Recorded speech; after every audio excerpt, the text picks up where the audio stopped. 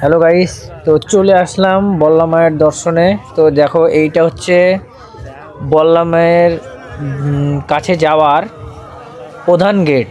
এই গেটটা দেখে এটা হচ্ছে প্রধান গেট। এইখান দিয়েই বল্লা মায়ের কাছে যেতে হয়। তো চলো আমরা এখন বল্লা মায়ের দর্শনের উদ্দেশ্যে রওনা দিই। তো প্রথমে আগে মেলার দিকে যাব। মেলাগুলো দেখো, মেলাতে সব বাজার টাজার বসেছে। এই দেখো, দোকান বসেছে। কুর্তি 250 টাকা বলে চিৎকার করছে।